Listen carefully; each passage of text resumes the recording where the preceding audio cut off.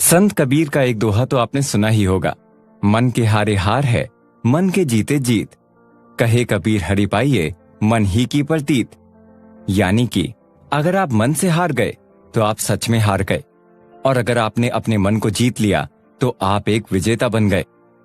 इसी तरह ईश्वर को भी मन के विश्वास से पाया जा सकता है, और अगर मन पर भरोसा ही नहीं है तो भला कोई कैसे पा सकता है। अपने मन को ही जीतना हजारों युद्ध जीतने के बराबर है, क्योंकि हमारा मन ही हमारा सबसे अच्छा दोस्त और सबसे बड़ा दुश्मन भी है। जिसने इसे काबू में कर लिया वो दुनिया में कुछ भी कर सकता है। आइए सबसे पहले दिमाग के बारे में कुछ फैक्ट्स जान लेते हैं। क्या आप जानते हैं कि इंसान के दिमाग की इतनी स्टोरेज कैपेसिटी होती है कि विकिपीडिया पर मौजूद जानकारी से भी कई गुना जानकारी आपका दिमाग सेव रख सकता है। क्या आप जानते हैं कि अकेले आपका दिमाग ही शरीर की 20% एनर्जी कंज्यूम करता है। आपका दिमाग इतनी इलेक्ट्रिसिटी जनरेट कर सकता है कि उससे एक लाइट बल्ब जल सकता है। आप सोच सकते हैं कि ये आपका दिमाग कितना पावरफुल है, लेकिन हम में से ज्यादातर लोग उसका ठीक ढंग से यूज नहीं कर पाते। हम सभी लोग अपनी जिंदगी में पूरे दिन कुछ न कुछ जानकारियां प्राप्त करते हैं, लेकिन उन छोटी छोटी बातों को हम याद नहीं रख पाते जितना कि हम चाहते हैं। हम चीजों को भूल जाते हैं। जैसे कि अगर आप कहीं पर स्पीच देने जा रहे हो तो पॉसिबिलिटी है कि आप फैक्चुअल डेटा भूल सकते हैं, इसलिए लिख कर ले जाते हैं। हमें जरूरत है अपनी मेमोरी को तेज करने की, ताकि हम एक पल में ही चीजों को याद कर सकें। ऑथर विलियम वॉकर एटकिंसन की book memory, how to develop, train and use it हमें हमारी मेमोरी से रिलेटेड जानकारियां देती है। इसमें मेमोरी को कैसे डेवलप करना है, ट्रेन करना है, किस तरीके से यूज करना है, ये सब सिखाती है। इसके फर्स्ट एपिसोड में हम जानेंगे मेमोरी की इंपॉर्टेंस के बारे में, और ये भी जानेंगे कि दिमाग के पूरे काम में इसकी क्या जरूरत है। फिर आगे के एपिसोड में आप जानेंगे सबकॉन्शियस माइंड के बारे में, कि मेमोरी में रिकॉर्ड कैसे रखे जाते हैं। आप जानेंगे कि नाम कैसे याद रखें, चेहरों को कैसे याद रखें, नंबर्स को कैसे याद करें, फैक्ट्स को कैसे याद रखें, और ऐसे बहुत से सीक्रेट्स हैं इस बुक में। अगर आप ये सब जानने में इंटरेस्टेड हो, सबसे पहले जब आप इस बुक समरी को पूरा सुन लें तो उन एपिसोड्स को दोबारा जरूर सुनना, जिनमें मेमोरी के उन फेजेस के बारे में जानकारी है जिन्हें आप अपने अंदर डेवलप करना चाहते हैं। Memory and its importance. Author बताते हैं कि वैसे तो मेमोरी की इम्पोर्टेंस के बारे में समझाने में बहुत ज्यादा मेहनत नहीं लगती, लेकिन फिर भी इसके बारे में कम लोग ही जानते हैं कि मानसिक प्रभावों को बनाए रखने के लिए हमारे दिमाग का काम करना कितना जरूरी होता है। अगर हम एक आम आदमी से मेमोरी की इम्पोर्टेंस के बारे में पूछें तो वो डेली यूज में उसके फायदे बताएगा। शॉर्ट में कहें तो इंसान मेमोरी को समझता है कि एक अच्छी मेमोरी होती है और एक बुरी, लेकिन वास्तव में मेमोरी इससे बढ़कर बहुत कुछ है। ये बात बिल्कुल सही है कि हमारे रोज के बिजनेस में, हमारे काम में या किसी भी डिपार्टमेंट में हर जगह एक अच्छी मेमोरी बहुत ज्यादा मेन रोल प्ले करती है। हमारी एक अच्छी मेमोरी या बुरी मेमोरी हमारी इंपॉर्टेंस भी डिसाइड करेगी। ऑथर बताते हैं कि हमारी जिंदगी के कई हिस्से हमारी एक अच्छी मेमोरी पर डिपेंड करती है। जैसे रोज के कामों में लोगों के चेहरे याद रखना, उनके क्या नाम है वो याद रखना, कुछ बेसिक फैक्ट्स, आसपास की घटनाएं, कंडीशंस और बहुत सी चीजें हमारी मेमोरी के काम करने पर डिपेंड रहती हैं। जैसे कि हर कोई जानता है कि अच्छी मेमोरी इंसान को एक समाज में एक रिस्पेक्टेड पर्सन बनाती है। मेमोरी एक ऐसा मीडियम है जिससे हम अपने ज्यादा से ज्यादा मेंटल वर्क करते हैं, क्योंकि हमारी सारी नॉलेज मेमोरी में ही होती है। हमारी मेमोरी वो प्राइमरी और कोर एबिलिटी है जिसके बिना कुछ और काम नहीं किया जा सकता। ये ही वो सीमेंट, डामर और सांचा है जिससे और बाकी सारी एबिलिटीज जुड़ी हुई हैं। इसके बिना तो मानो सारी जिंदगी और विचार एक अनरिलेटेड चेन में होंगे। ऑथर बताते हैं कि हमारे दिमाग की कोई भी एबिलिटी अपनी एनर्जी का इन्फ्लुएंस नहीं डाल सकती जब तक हमारी मेमोरी में वो आइडिया पहले से ना हो जो ये देख सके कि मेमोरी ही इमेजिनेशन का कैबिनेट है, लॉजिक का खजाना है, सेंस का रजिस्ट्रेशन है, और तो और विचार का काउंसलिंग चेम्बर है। महान जर्मन फिलोसोफर इमैनुअल कांट ने मेमोरी को मोस्ट अमेजिंग एबिलिटी बताया है। ऑथर बताते हैं कि जब तक हमारा दिमाग पुराने एक्सपीरियंसेस को जमा करने और याद करने की शक्ति ना रखे, तब तक कोई भी नई नॉलेज रिसीव नहीं की जा सकती।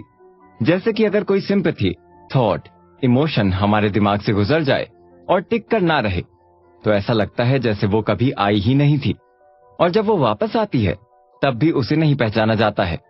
सबसे जरूरी बात कि ये चीज ना तो बिना किसी नॉलेज की होगी, ना पुराने एक्सपेंसेस को इकट्ठा किए बिना, और ना ही इसमें फ्यूचर के कोई गोल या एम होंगे, क्योंकि इसके लिए नॉलेज और मेमोरी की जरूरत पड़ेगी। अगर आप एक अच्छी मेमोरी वाले इंसान हैं, तो वो आपके कैरेक्टर और आपकी पर्सनैलिटी को बेहतर करने में आपकी बहुत मदद कर सकती है। आपने ये तो सुना ही होगा कि कामयाबी फेलियर से मिलती है, और फेलियर्स हमें एक्सपीरियंस देते हैं, और वो एक्सपीरियंसेस हमें कामयाबी की तरफ ले जाते हैं।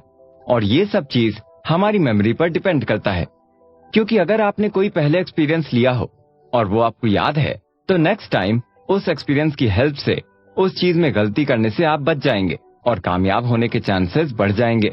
तो कह सकते हैं कि मेमोरी आपकी कामयाबी में एक बहुत बड़ा रोल प्ले करती है, क्योंकि जब आपकी मेमोरी अच्छी होती है तो आप पुरानी गलतियों को दोहराने से बच जाते हैं और अपने पुराने अनुभवों से अपनी नॉलेज को बढ़ाते हैं और अपने कैरेक्टर, पर्सनैलिटी को पहले से ज्यादा मजबूत बनाते हैं।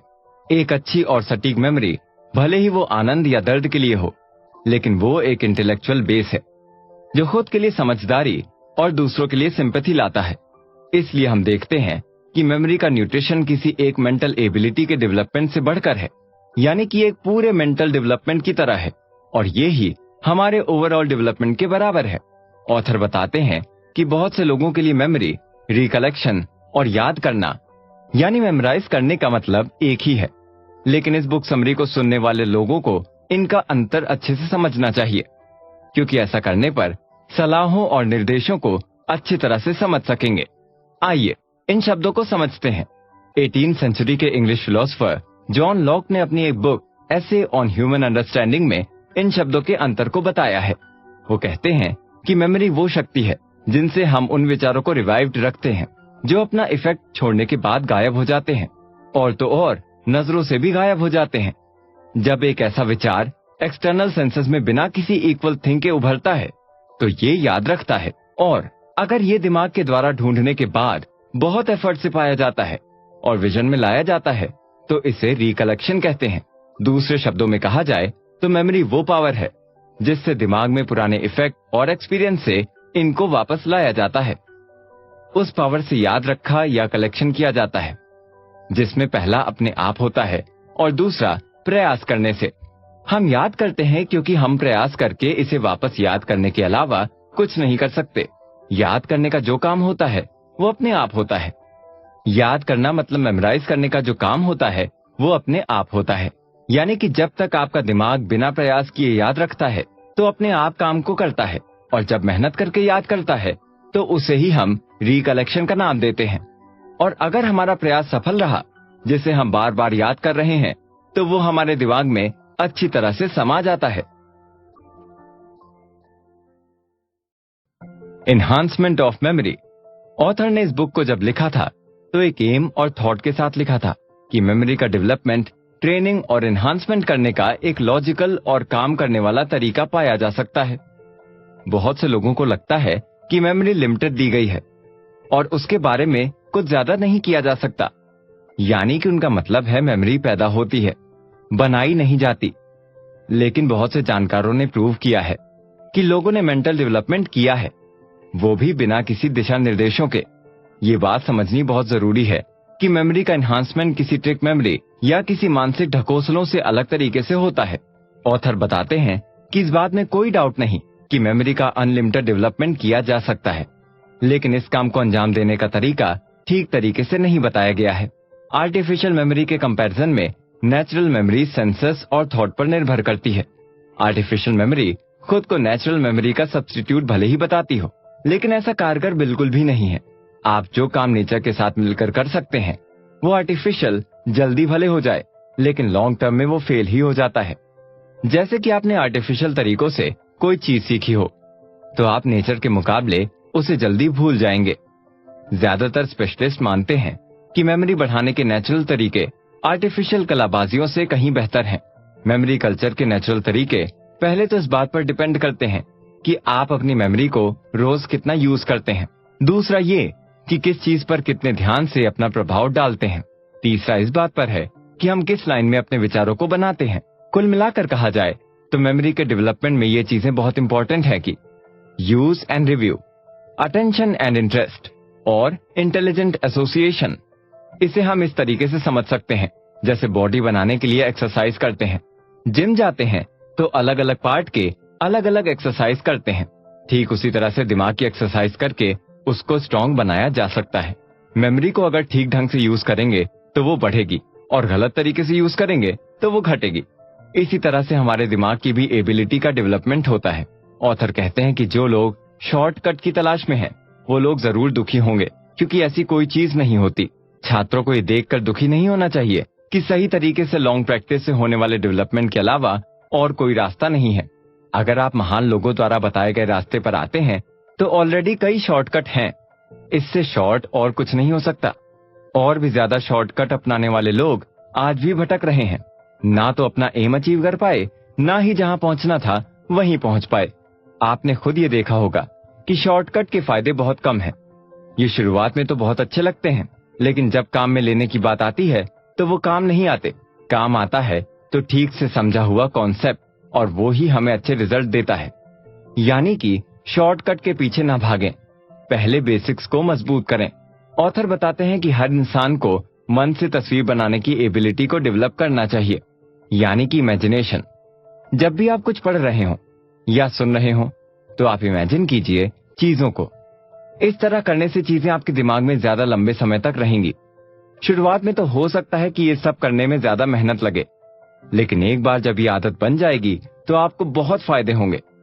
इसी के साथ साथ दिमाग में आई किसी नई चीज को पुरानी चीज से किसी थॉट के जरिए तोड़ने की कोशिश कीजिए। जब आप इस तरह से करेंगे तो इमेज आपके दिमाग में आ जाएगी और आप उसे कभी भी याद कर सकते हैं। मेमोरी के मशहूर मामले। इस एपिसोड में ऑथर ने कुछ एग्जाम्पल दिए हैं जो बताते हैं कि मेमोरी की कोई लिमिट नहीं है। ये इंसान पर डिपेंड करता है कि वो उसे कितना बढ़ा सकता है। आइए कुछ हिस्ट्री और कुछ प्रेजेंट के किस्सों को देखते हैं। इन्हें बताने का मोटिव सिर्फ ये है कि आप जान सकें कि मेमोरी का डेवलपमेंट कितना पॉसिबल है। एंशिएंट टाइम में भारत में पवित्र किताबों की स्टडी की जाती थी और इन्हें गुरु से लेकर शिष्य तक कई युगों तक ट्रांसफर भी किया जाता था। देखा जाए तो ये आज भी अबनॉर्मल नहीं है कि छात्र बड़े बड़े धार्मिक ग्रंथ को याद ना कर सकें या उन्हें दोहरा ना सकें। एग्जाम्पल के तौर पर पाणिनि, जो संस्कृत में बुक है, जो देखने में तो बाइबल के बराबर है, लेकिन लिखी जाने के बाद कई सेंचुरीज तक याद करके ट्रांसफर की गई। और आज भी ऐसे बहुत सारे विद्वान हैं जो 3 लाख श्लोकों से भरे धार्मिक ग्रंथ महाभारत को याद कर सकें और बोलकर उसे बार बार दोहरा सकते हैं। पुराने टाइम में ऐसे बहुत सारे लोग गायक भी हुए जिन्होंने लंबे लंबे धार्मिक ग्रंथों को अच्छी तरह से याद किया, जिनकी पौराणिक कहानियां अनंत हैं, लेकिन उसके हर शब्द को याद किया गया है।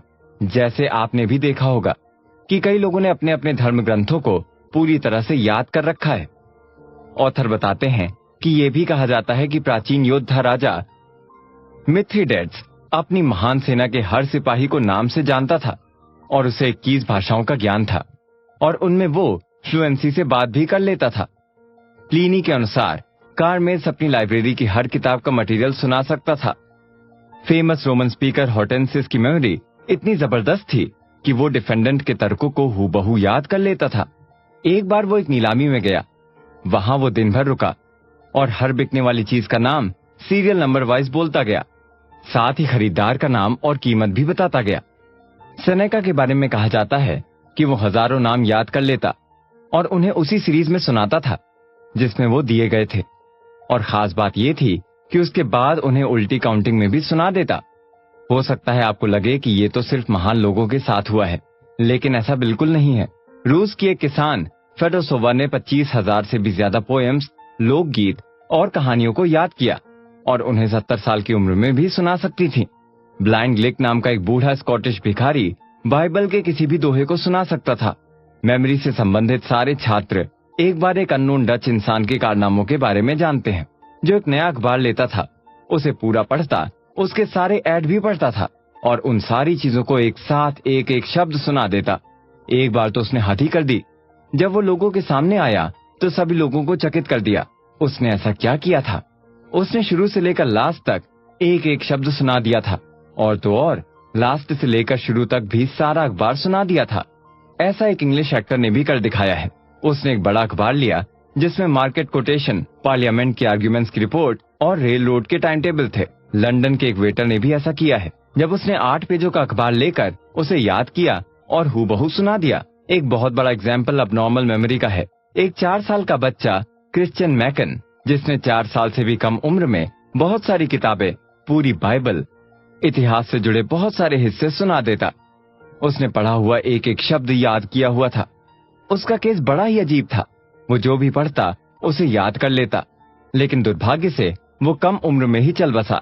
एक ब्रिटिश क्लर्जीमैन के बारे में कहा जाता है कि जो लंदन की सड़कों पर चलता था तो रोड के साइड में लगे हुए बोर्ड को देखता जाता। अब जब उसे बाद में पूछा जाता तो वो एक एक बोर्ड पर लिखी हुई एक एक लाइन सुना देता था और उसे ये भी पता था कि कौन सा बोर्ड कहाँ पर है। ऐसा ही एक एग्जाम्पल है बोटानिस्ट आसा ग्रे का, जिन्हें 10,000 पौधों के नाम याद थे। कहा तो ये भी जाता है कि शेक्सपियर को 25,000 शब्द याद थे। एक लाइब्रेरियन था जिसे 5,000 से ज्यादा किताबों के नाम याद थे। एक एग्जाम्पल आपने भी अपने आसपास जरूर देखा होगा। जब भी आप किसी मेडिकल स्टोर पर दवाई लेने गए हो, आपने देखा होगा कि वो मेडिकल स्टोर वाले केमिस्ट किसी भी गोली को या सिरप को जहां हो वहां से तुरंत निकाल लाते हैं। और सबसे खास बात, उन्हें इतनी दवाइयों के रेट भी याद होते हैं। ऐसे एग्जाम्पल की बहुत लंबी लिस्ट है। कई जगह आपने कैशियर को देखा होगा, कई जगह जनरल स्टोर वाले दुकानदार को देखा होगा। हमारे आसपास भी ऐसे बहुत से मिल जाते हैं। बात करें कुछ फेमस मामलों की, तो जो याद करने की जो एबिलिटी है वो बिल्कुल एबनॉर्मल है, लेकिन ज्यादातर मामलों में ये रिजल्ट जो है वो नेचुरल तरीकों से और रेगुलर प्रैक्टिस से आए हैं। और ये मेमोरी किसी भी इंसान के द्वारा पाई जा सकती है, अगर वो टाइम और मेहनत लगाने के लिए तैयार हो, क्योंकि ये कोई गिफ्ट नहीं है, बल्कि ऐसी चीज है जो साइंटिफिक तरीकों से मेहनत और कोशिश करके पाई जा सकती है। आने वाले एपिसोड में आपको बताया जाएगा उन सिद्धांतों यानी प्रिंसिपल्स के बारे में कि आप किस तरीके से ये सब चीजों को प्रैक्टिकल में ला सकते हैं। तो जुड़े रहिए हमारे साथ और चलिए अगले एपिसोड की ओर। Memory system. ऑथर बताते हैं कि मेमोरी डेवलपमेंट का सब्जेक्ट कोई नया नहीं है। कम से कम 2000 सालों से इस टॉपिक पर काफी विचार विमर्श किया गया है। इस पर बहुत सारी किताबें भी लिखी गई हैं। कई तरीके और सिस्टम की भी डिस्कवरी की गई है, जिनका एम मेमोरी का आर्टिफिशियल डेवलपमेंट था। नेचुरल तरीकों से साइंटिफिक और लॉजिकल प्रैक्टिस करके मेमोरी का डेवलपमेंट करने की बजाय लोग आर्टिफिशियल तरीकों की तरफ भागते हैं कि बस उन्हें ऐसी ट्रिक मिल जाए जिससे उनकी मेमोरी शानदार हो जाए। लेकिन इन शॉर्ट ट्रिक के चक्कर में आपकी खुद की एबिलिटी का नुकसान हो जाता है। लॉ ऑफ कंसिस्टेंसी का प्रिंसिपल बहुत जरूरी है और ये नेचुरल मेमोरी ट्रेनिंग का भी हिस्सा है। इसे जरूर इस्तेमाल करना चाहिए, लेकिन जब इसे आर्टिफिशियल सिस्टम्स में डाला जाता है तो रिजल्ट में ऐसा अननेचुरल मेमोरी सिस्टम बनता है जिसका फायदा सिर्फ एक आर्टिफिशियल लकड़ी के पैर से ज्यादा नहीं। एंशिएंट ग्रीक लोग मेमोरी सिस्टम को बहुत पसंद करते थे। 500 बीसी में रहने वाला ग्रीक पोएट सिमोनाइड्स इसके पहले जानकारों में से एक थे और उन्होंने ऐसी कई मेमोरी सिस्टम को डेवलप किया जिन्हें आज तक काम में लिया जाता है। ऐसे ही सिस्टम के आधार पर एक अजीब कहानी जुड़ी हुई है। ऐसा कहा जाता है कि ये पोएट एक बड़े डिनर में शामिल हुए। उसमें बहुत बड़े बड़े लोग आए हुए थे। तभी उन्हें घर से एक मैसेज आया और वो खाना खत्म होने से पहले ही चले गए। और जैसे ही वो गए, उनके जाते ही उस हॉल की छत मेहमानों के ऊपर गिर गई, जिसमें बहुत सारे लोग मर गए और उनके शरीर इतने बुरी तरह से घायल हुए कि उनके दोस्त भी उन्हें पहचान नहीं पा रहे थे। तब सिमोनाइड्स, जिन्हें जगहों की गहरी याददाश्त थी, उन्होंने याद किया कि कौन मेहमान कहाँ बैठा था, इसलिए वो लोगों की पहचान कर पाए। इस इंसिडेंट ने उन्हें इतना प्रभावित किया कि उन्होंने एक मेमोरी सिस्टम ही डेवलप कर दिया, जो ग्रीस में बहुत ज्यादा फेमस हुआ और उस टाइम के बड़े बड़े ऑथर्स ने उनकी तारीफ की। ऑथर बताते हैं कि सिमोनाइड्स का सिस्टम आइडिया ऑफ लोकेशन पर बेस्ड था। इसे द ट्रॉपिकल सिस्टम के नाम से भी जाना गया। इसमें छात्रों को मन में एक बड़ी बिल्डिंग की इमेज बनाने के लिए कहा गया, जिसमें कई हिस्से हों, कमरे हों और हॉल हों। जिस भी हिस्से को याद करना होता था, उसकी बिल्डिंग के किसी हिस्से में तस्वीर बनाई जाती और आइडेंटिटी के बेस पर उनकी ग्रुपिंग की जाती थी। इसके बाद जब किसी को कोई चीज याद करने के लिए कहा जाता तो वो मन ही मन बिल्डिंग की इमेज बनाता और फिर कमरों में इमेजिनेशन से घूमता, उन चीजों को याद करता जिन्हें वहां रखा गया है। ग्रीक लोग इस सिस्टम की काफी इज्जत करते और इसके बाकी तरीकों को भी बहुत पसंद किया था। ऑथर ये बताना चाह रहे हैं कि चीजों को याद करने के लिए उनकी एक इमेज अपने दिमाग में बनाएं, हर जगह के लिए एक स्पेशल इमेज। जब भी आप उसे याद करने की कोशिश करें, बस उस इमेज को इमेजिन करके पूरा याद कर सकते हैं। दूसरा तरीका यह है कि ज्यादा से ज्यादा जगह को दिमाग में स्टोर करें जो अलग अलग हो। जो भी उसमें स्पेशल होगा वो याद रह जाएगा। कई मॉडर्न सिस्टम सिमोनाइट्स के बेस पर बनाए गए हैं और सीक्रेट के नाम पर छात्रों से मोटी रकम ली जाती है। एक एग्जाम्पल का जिक्र ऑथर ने यहाँ किया है। एक नंबर में कमरों को चुनें और हर दीवार और फर्श को अलग अलग डिवाइड कर लें। इमेजिनेशन में 9 हिस्से लें, वो भी 3-3 की लाइन में।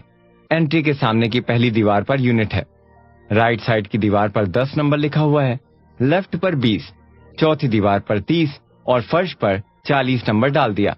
10, 20, 30 और 40 के नंबर। हर एक कमरे की छत खाली है और 50 की जगह हर कमरे के सेंटर में है।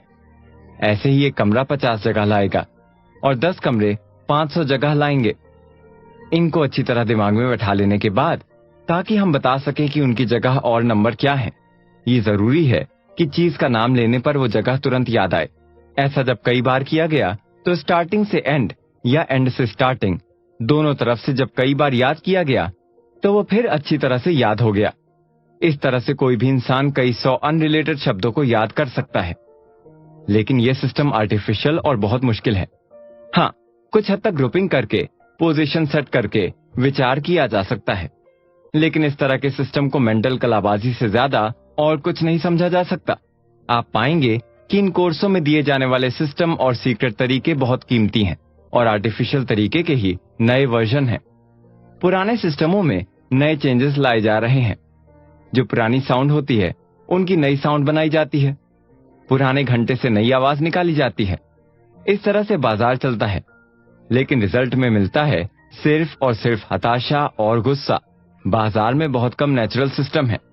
उनमें से ज्यादातर वो हैं जो अपनी कीमत का हकदार बताते हैं और बाकी के बारे में आप खुद तय कर सकते हैं क्या वो खरीदने लायक हैं या नहीं। इन सभी आर्टिफिशियल सिस्टम के बारे में कहा जा सकता है कि ये सारे सिस्टम सबसे ज्यादा नॉर्मल और घटिया हैं। इनमें नेचुरल सिस्टम का कोई बेस नहीं है। ये हमारी मेंटल एबिलिटी को बेकार करते हैं। हाँ, भले ही हम उन्हें अप्रिशिएट करें, लेकिन उनका सम्मान नहीं कर सकते। निमोनिक्स का सिस्टम बैसाखियों से ज्यादा नहीं है। ये समझिए कि आपके पैर होते हुए भी आपको पकड़ा दी गई है, लेकिन ये उनके लिए सही नहीं है जो अभी चलना जानते हैं, जिनके पास पैर है और चल सकते हैं। भले ही ये उन लोगों के लिए सही है जो चल नहीं सकते। परफेक्ट लोगों के लिए ये उनकी एबिलिटीज से खिलवाड़ से ज्यादा और कुछ नहीं है। ऑथर कहते हैं कि ट्रिक सिस्टम की जगह नेचुरल सिस्टम को प्रेफरेंस देनी चाहिए। आपको मेमोरी की कलाबाजियां दिखाने के बजाय नेचर के ज्यादा करीब होना चाहिए। मेमोरी का इस्तेमाल ठीक ढंग से करना बहुत जरूरी है, वरना ये अपग्रेड की जगह डाउनग्रेड होती चली जाएंगी और आपको पता भी नहीं लगेगा। आर्टिफिशियल तरीके आपके हर जगह काम नहीं आएंगे, लेकिन नेचुरल तरीके हर जगह अपनाए जा सकते हैं। Subconscious record file. ऑथर का कहना है कि इस टॉपिक के पुराने राइटर्स ने मेमोरी को दिमाग का एक अलग हिस्सा माना था, पर धीरे धीरे जैसे जैसे नई साइकोलॉजी आई, वैसे ही ये विचार गायब होते चले गए। ये न्यू कॉन्सेप्ट दिमाग के आउट ऑफ कॉन्शियसनेस एरिया को पहचानते हैं, जिसका एक पार्ट सबकॉन्शियस माइंड या मेंटल एक्टिविटी एरिया के नाम से जाना जाता है। इसी एरिया में जिसे मेंटेशन यानी कि विचार प्रक्रिया कहा जाता है, जिसमें मेमोरी की एक्टिविटीज होती हैं। इस टॉपिक पर काफी ध्यान देने से पता चला कि मेमोरी का सारा काम दिमाग के इसी सबकॉन्शियस पार्ट में होता है। जब सबकॉन्शियस रिकॉर्ड को कॉन्शियस एरिया में ट्रांसफर किया जाता है, तभी याद करने वाली एक्टिविटी होती है और याद किया हुआ कोई थॉट या इफेक्ट सबकॉन्शियस पार्ट से बाहर निकलता है। इस फैक्ट को समझने से मेमोरी का सारा सब्जेक्ट ही इजी हो जाता है और हमें उन सभी तरीकों का पता चल जाता है जिनसे मेमोरी की डेवलपमेंट होती है, इंक्रीमेंट होती है, ट्रेनिंग मिलती है। उन तरीकों से जिनसे कॉन्शियस एबिलिटीज सबकॉन्शियस एक्टिव की मदद से काम करती है। मेमोरी सिर्फ हमारी कॉन्शियस स्टेज की एबिलिटी नहीं है, बल्कि सबकॉन्शियस स्टेज की भी है। मेमोरी का सही नेचर समझना इम्पॉसिबल है और इसकी ट्रेनिंग करना भी नामुमकिन ही जैसा है। जब तक हमें उन चीजों का पता न चल जाए जो हमारे सबकॉन्शियस माइंड में होती हैं। हमारी मेमोरी और सारी मेंटल पावर का सबसे ऊंचा हिस्सा सबकॉन्शियस ही होता है। जब भी हम किसी चीज को याद करना चाहते हैं, तो वो बिना किसी कॉन्शियस थॉट के या खोज के बाहर निकल आती है। लेकिन कई बार ऐसा होता है कि जब हम किसी को याद करना चाहते हैं, तो वो कॉन्शियस कोशिश के बावजूद बाहर नहीं आ पाते। लेकिन जब हम किसी और चीज पर ध्यान देते हैं, तो वो चीज बिना किसी कॉन्शियस कोशिश के अपने आप ऊपर आ जाती है। हमारे कॉन्शियसनेस के नीचे एक मशीन काम करती है जो अपने आप हरकत में आ जाती है और वो ज्यादा स्पेशल तरीके से अच्छे रिजल्ट आपको देती है। अगर आपके दिमाग की एक्टिविटी किसी और डायरेक्शन में लगी हुई हो तो दिमाग का सबकॉन्शियस पार्ट हर उस चीज के रिकॉर्ड की फाइल है जो आज तक होने वाले एक्सपीरियंस की है, सोची है या समझी है। हर चीज यहाँ रिकॉर्ड होती है। कुछ लर्नेड स्कॉलर कहते हैं कि चाहे फैक्ट कितना भी हल्का हो गया हो, लेकिन हम उसे पूरी तरह से कभी नहीं भूल सकते। भले ही हम उसे याद नहीं कर पाते क्योंकि वो काफी पुराना हो चुका होता है या हमें ठीक से याद नहीं है, लेकिन वास्तव में पूरी तरह से उसे नहीं भूलते। यह माना जाता है कि हर एक चीज सबकॉन्शियस इंडेक्स फाइल में पाई जाती है अगर हम उसको ढूंढ निकालें। ज्यादातर चीजें हमारे सबकॉन्शियस माइंड में तो रहती हैं, हम जब चाहे उन्हें ढूंढ निकाल सकते हैं। जो चीज हम बहुत पहले भूल चुके हैं उस चीज को याद करने से खैर कोई फायदा नहीं होता, लेकिन कई बार और अपने आप याद आ जाती हैं। ऐसा कई बार देखा जा चुका है कि जो चीज पूरे तरीके से भूल गए हो उन्हें याद करना बिल्कुल असंभव हो गया था, लेकिन वो हमारी मेमोरी में थी, तो थोड़ी सी मेहनत करने के बाद वो वापस याद आ गई। ऐसा ही एक मामला है बूढ़ी महिला का जो बेहद फेमस हुआ था, जो पढ़ लिख नहीं सकती थी, लेकिन एक बुखार की स्टेज में उसने लैटिन, ग्रीक और हिब्रू के लंबे लंबे पैराग्राफ जोर से सुना दिए। उसका जो उच्चारण था वो भी बिल्कुल ठीक था। उसकी बातों को शॉर्ट हैंड नोट किया गया। तो बाद में पता चला कि उसने अपनी जवानी के समय में एक पादरी के घर नौकरी की थी, जो अपने स्टडी रूम में चलते समय जोर जोर से अपना पसंदीदा क्लासिकल और राइटिंग की चीजें पढ़ा करता। ये जो उस औरत की बात पर नोट्स लिखे हैं ये उन्हीं से मेल खाते हैं। तो होता क्या है कि यादें रहती है हमारे दिमाग के सबकॉन्शियस पार्ट में। ये हमारी मेमोरी का हिस्सा एक बड़े रिकॉर्ड फाइल की तरह माना जा सकता है, जिसमें इंडेक्स का एक मुश्किल सिस्टम और डेटा एंट्री का काम है। इन रिकॉर्ड को ठीक से रखना, उन्हें इंडेक्स करना और जरूरत पड़ने पे उन्हें ढूंढ कर निकाल सकना। आपको ध्यान रखना है तो अपने दिमाग का और इंडेक्स का। कभी कभार आप इनको अप्रिशिएट भी कर सकते हैं, क्योंकि यही है जो आपकी मेमोरी को बचा कर रखते हैं और समय आने पर आप इनका इस्तेमाल भी करते हैं।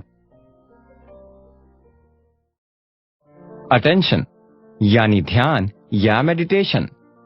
ऑथर बताते हैं कि जैसा हमने पिछले एपिसोड्स में जाना है कि किसी चीज को याद करने या उसके याद आने से पहले ये जरूरी है कि वो चीज हमारे सबकॉन्शियस माइंड में क्लियर हो। इफेक्ट को रिकॉर्ड करते समय सबसे जरूरी चीज है क्वालिटी ऑफ माइंड, जिसे ध्यान कहा जाता है। मेमोरी के सभी बड़े जानकार ध्यान की इंपॉर्टेंस को जानते हैं कि मेमोरी के डेवलपमेंट में इसका क्या रोल है। इसे अच्छी तरीके से वो लोग समझते भी हैं। द आर्ट ऑफ मेमोरी ही ध्यान यानी कि अटेंशन है।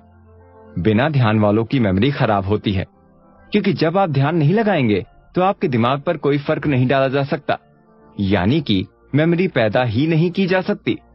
ये दिमाग का लॉ यानी नियम है कि एक्ट ऑफ मेडिटेशन या attention he act of concentration है। ये दोनों एक दूसरे के डायरेक्टली प्रोपोर्शनल है। जितना आप कंसंट्रेशन एक चीज पर लगाएंगे उतना ही आपका अटेंशन बढ़ता चला जाएगा।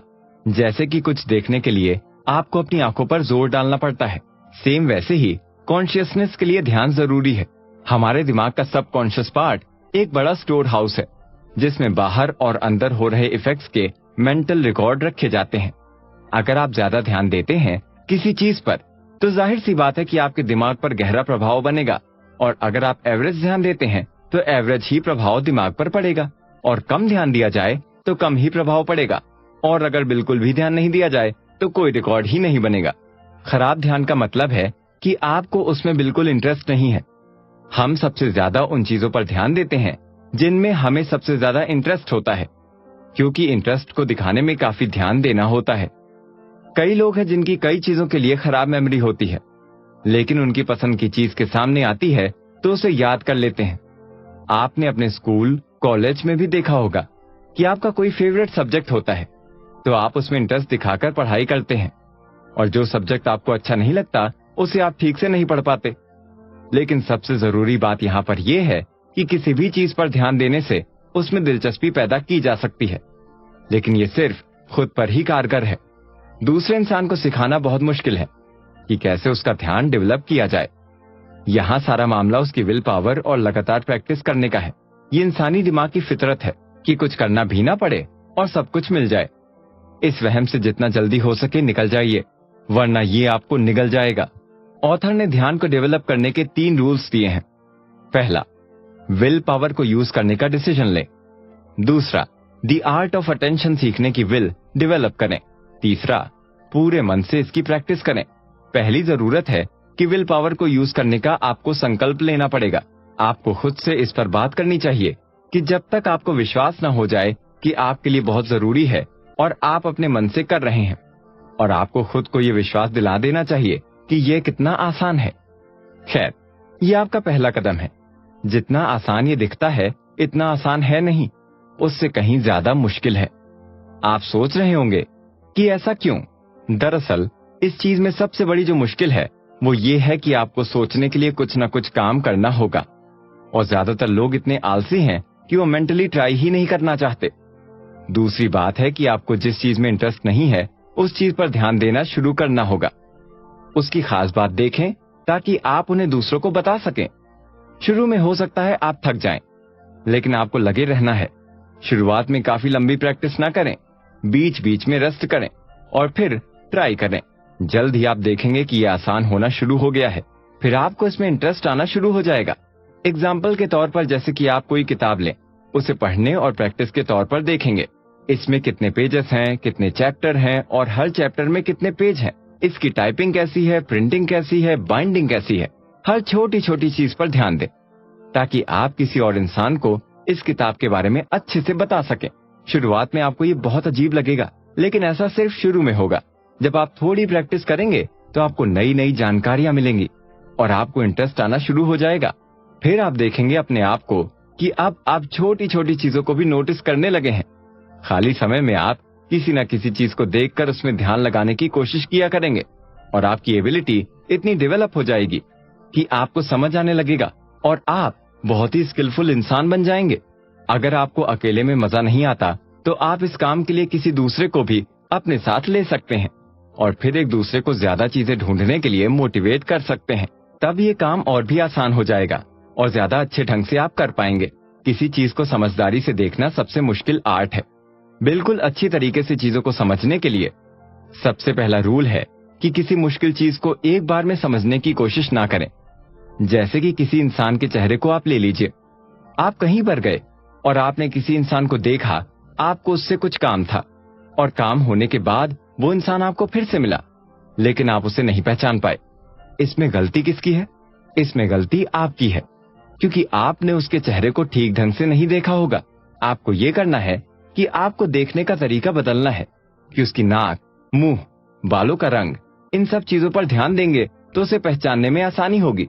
फिर इसके बाद आप कभी भी किसी भी इंसान को दोबारा से पहचान सकेंगे। इस एग्जाम्पल से पता चलता है कि एक दूसरा रोल भी है जो अपनाया जा सकता है, यानी कि डिटेल्स को ध्यान से देखना। ऑथर ने यहाँ 3 नॉर्मल रूल्स दिए हैं जो सिर्फ चीजों को देखने के बजाय उन पर ध्यान देने में हेल्पफुल साबित हो सकते हैं। पहला है कि अपने आप को किसी चीज में इंटरेस्ट लेने के लिए बाउंड करें। दूसरा है उस चीज को ऐसे देखें जैसे आपको किसी को पढ़ाना हो या वही चीज किसी दूसरे इंसान को समझानी हो। इससे आप नोटिस करने के लिए विवश हो जाएंगे। तीसरा है अपने सबकॉन्शियस माइंड को ऑर्डर दें कि वो हर देखे जाने वाली चीज को नोट करे। उससे आप कहें कि भाई तुम ही इस चीज को देखो और मेरे लिए याद करो। ये लास्ट रूल जो है एक ऐसी आर्ट है जिसे आप थोड़ी ही प्रैक्टिस से सीख सकते हैं। यहाँ तक कि आपकी कुछ कोशिशों के बाद ये अपने आप आनी शुरू हो जाएगी। लेकिन शुरुआत में याद रखें कि आप जब कुछ चीजें याद करेंगे तो सबसे पहले आपको वो पढ़ना है, और पढ़ाई तभी हो पाएगी जब आप उस पर ध्यान देंगे।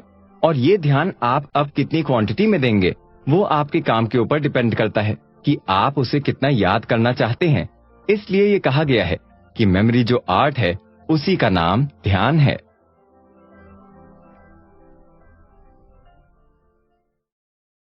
एसोसिएशन यानी कि संगति। ऑथर कहते हैं कि इससे पहले के एपिसोड्स में हमने जाना है कि किसी चीज को याद करने के लिए इसे हमें अपने दिमाग में बैठाना बहुत जरूरी है, और इसे दिमाग में बैठाने के लिए ध्यान देना बहुत जरूरी है। ये तो बात हुई इम्पैक्ट्स को रिकॉर्ड करने की, लेकिन जब बात उन्हें वापस याद करने की आती है तो हमें मेमोरी के दूसरे रूल का सामना करना पड़ता है, जो है संगति यानी rule of association. Association of thoughts के 2 प्रिंसिपल्स हैं। फर्स्ट, लॉ ऑफ प्रॉक्सिमिटी यानी निकटता का नियम। दूसरा है लॉ ऑफ इक्वालिटी यानी समानता का नियम। क्लोज एसोसिएशन या लॉ ऑफ प्रॉक्सिमिटी थॉट्स और मेमोरी का महान नियम है। ऑथर बताते हैं कि दिमाग में सिंपैथी और थॉट्स के बीच एक रिलेशन रहता है और जो भी चीज इसके बाद आती है वो सबसे मजबूत और इंटीमेट नेचर की होती है। हर थॉट्स की सीरीज का एक लिंक है जो उसके पहले और बाद में आने वाले लिंक से जुड़ता है। लॉ ऑफ इक्वालिटी दरअसल एसोसिएशन का वो पार्ट है जिससे किसी थॉट या सिंपैथी को बराबर थॉट या सिंपैथी से जोड़ा जाता है जो पहले आ चुके होते हैं। एसोसिएशन का फर्स्ट पार्ट सीरीज के रिलेशन में आता है और दूसरा पार्ट इमेजिनेशन में आता है। मेमोरी क्या है? उसे याद करने या कॉन्शियसनेस में वापस लाने के लिए जरूरी है कि उसे और चीजों के कांटेक्ट में लाया जाए जिससे उसे याद करना आसान हो जाए। मेमोरी के इस काम में दो एक्टिविटी जरूरी है। सबसे पहले हमें प्रभाव डालना है, फिर एसोसिएशन करना है। जब तक आपका प्रभाव क्लियर नहीं होगा तो जो चीज बाहर आएगी वो बहुत ज्यादा धुंधली सी होगी और अनक्लियर सी होगी। जब तक हम किसी और चीज से उसे ना जोड़ें तो उसे वापस याद नहीं कर सकते। अगर हम मानते हैं कि एक थॉट दिमाग में अपने आप रहता है जो किसी और थॉट से जुड़ा हुआ नहीं है तो इसे याद करना आसान नहीं होगा। लॉ ऑफ इक्वालिटी का मतलब है कि इक्वल प्रभावों को जोड़ना, चाहे उनका टाइम और जगह अलग अलग क्यों ना हो। इक्वालिटी का रूल ये बेसिक फैक्ट बताता है कि कॉन्शियसनेस की कोई भी स्टेज हो, इसके पहले के स्टेजेस को बाहर लाता है जिसके साथ इसका रिलेशन होता है या फिर किसी ऐसे टॉपिक के साथ जिसे दिखाना है।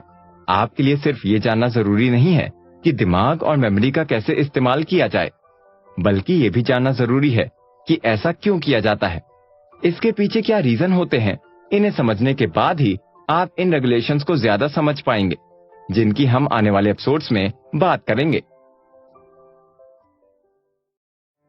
Stages of memory. मेमोरी की स्टडी करते समय आप एक चीज जरूर महसूस करेंगे कि मेमोरी के प्लानिंग में कई जरूरी स्टेज होती है। इसका मतलब है कि इसकी कई कैटेगरी होती है जिनमें मेमोरी को डिवाइड किया गया है। इसके अनुसार हम कई लोगों को पाते हैं कि कुछ एक्टिविटीज में तो ये इंसान बहुत अच्छा है और कुछ एक्टिविटीज में कमजोर। लेकिन हमने ऐसे बहुत से लोगों को देखा है जो चेहरे तो काफी अच्छे तरीके से याद रख लेते हैं पर उन्हें चेहरों के नाम याद रखने में काफी कठिनाई होती है। दूसरी जगह कुछ लोग नाम याद रख सकते हैं पर चेहरे नहीं। कई लोग ऐसे भी होते हैं जिन्हें रास्तों की जगहें तो अच्छे तरीके से याद रहती हैं पर बाकी लोग अक्सर रास्ता भूल जाते हैं। कई लोग तारीखों को, नंबर्स को आसानी से याद कर सकते हैं और बाकी लोग उन चीजों को याद करने में मात खा जाते हैं। कई लोगों को कहानियां, कोई इंसिडेंट हो वो आसानी से याद रख पाते हैं लेकिन कुछ चीजें भूल जाते हैं। हम में से हर इंसान कुछ स्टेजेस में अच्छी मेमोरी रखता है और बाकियों में कमजोर। ऑथर ने मेमोरी के स्टेजेस को बेसिकली दो पार्ट में डिवाइड किया है। एक, मेमोरी सेंस इफेक्ट्स यानी इंद्रिय प्रभावों की मेमोरी और दूसरा है द मेमोरी ऑफ थॉट्स यानी विचारों की मेमोरी। सेंसेस के प्रभावों की मेमोरी में वो सभी प्रभाव आते हैं जो देखने, सुनने, टच करने, स्वाद और सूंघने के सेंसेस से आते हैं। हमने देखा कि ज्यादातर प्रभाव देखने और सुनने के सेंस से ही आते हैं। स्पर्श, स्वाद और सूंघने से आए प्रभावों की संख्या काफी कम है। एग्जाम्पल के लिए वाइन टेस्टर या टी टेस्टर जैसे लोग होते हैं जो टेस्ट वाले सेंस में निपुण होते हैं। उसी तरह कोई सर्जन या कोई मैकेनिक चीजों को छू कर देखता है यानी वो टच सेंस में बेस्ट है। मेमोरी की दूसरी बेसिक कैटेगरी है विचार की मेमोरी या मेमोरी ऑफ थॉट जिसमें लोग फैक्ट्स, कोई इंसिडेंट, थॉट्स, लॉजिक जैसी मेमोरी आती है। ये सेंसेस वाले प्रभावों की मेमोरी से ज्यादा बड़ी होती है। भले ही ये नॉर्मल इंसान के लिए ज्यादा उपयोगी ना हो लेकिन एजुकेशन का एक बड़ा हिस्सा बनाती है। ये हमें किताब या कोई प्रवचन में बताई गई चीजों को याद करने के बजाय सोचना सिखाती है। मेंटली डेवलप्ड उन लोगों को बोलते हैं जिन्होंने अपनी मेमोरी के सभी पार्ट को डेवलप किया हो बजाय उन लोगों के जो सिर्फ एक पार्ट को ही डेवलप कर पाए। ये बात बिल्कुल सही है कि आपके इंटरेस्ट और आपके काम के हिसाब से और आपकी डेली की जरूरतों के हिसाब से आपकी मेमोरी डेवलप होती है लेकिन ये जरूरी है कि आप अपनी मेमोरी के बाकी पार्ट को भी प्रैक्टिस दें ताकि आपकी मेमोरी का सिर्फ एक ही पार्ट डेवलप ना हो। कई लोग सोचते हैं कि मेमोरी सिर्फ देखने से आती है यानी विजन से आती है लेकिन हमारी मेमोरी उतनी तरह की होती है जितनी तरह के हमारे पास सेंसर्स हैं।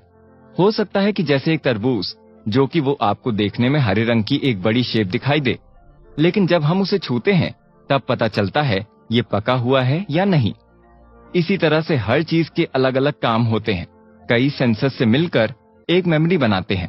जैसे कि कोई चीज को देखना, मूवी देखना, तो उसमें हमारे कान और आंख दोनों ही काम में आते हैं। इस ऑडियो बुक में आप अपनी मेमोरी को बेहतर करने के लिए कई तरीके और रास्ते सीखेंगे।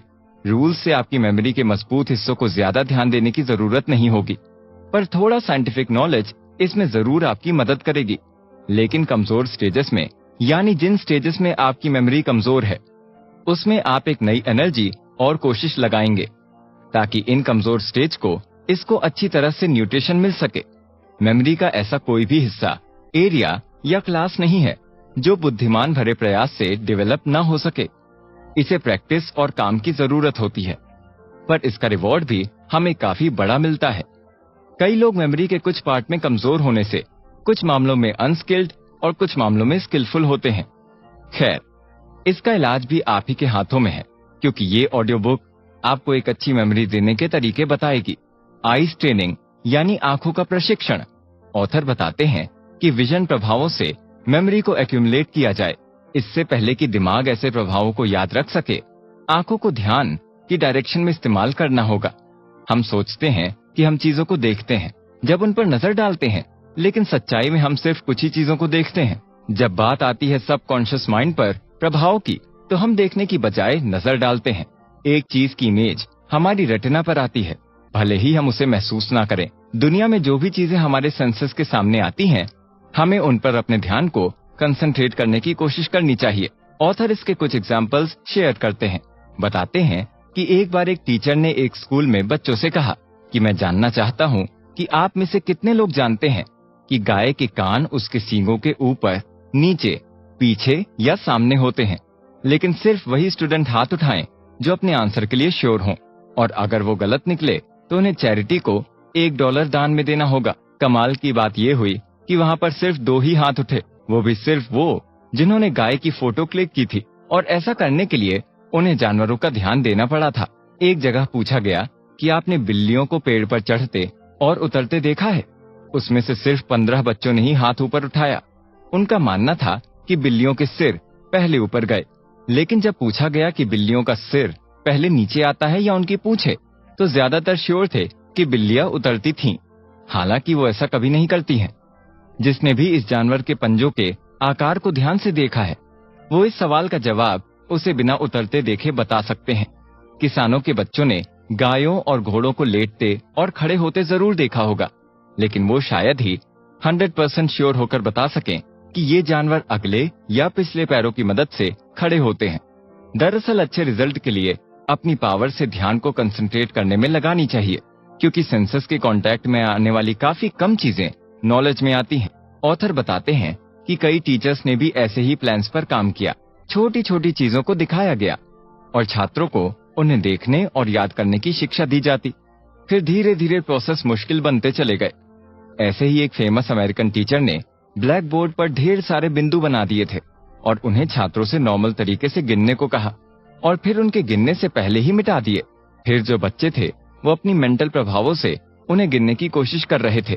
जल्दी ही वो 10 या अधिक नंबर तक बोल देते, वो भी आराम से। अब कैसा ही मामला हो, वो बिना मेहनत के आराम से गिनती कर लिया करते। एक पुरानी कहानी है जिसमें ध्यान इंटरेस्ट के पीछे पीछे आता है और मेमोरी ध्यान के पीछे पीछे। जैसे ताश का एक अच्छा खिलाड़ी खेल के हर एक कार्ड को देखेगा और याद रखेगा, और उसे भी जिसने उसके साथ खेला है। शतरंज या उसके जैसे खेलों के खिलाड़ी खेल की पुरानी चाल को याद रखते हैं, और सामने खेलने वाले खिलाड़ी पर भी। एक स्पेशलिस्ट बताते हैं कि औरत शॉपिंग के लिए जाएगी और हजारों चीजों को देखेगी और याद रखेगी, जिन्हें आदमी कभी नहीं देखेगा या याद रखेगा।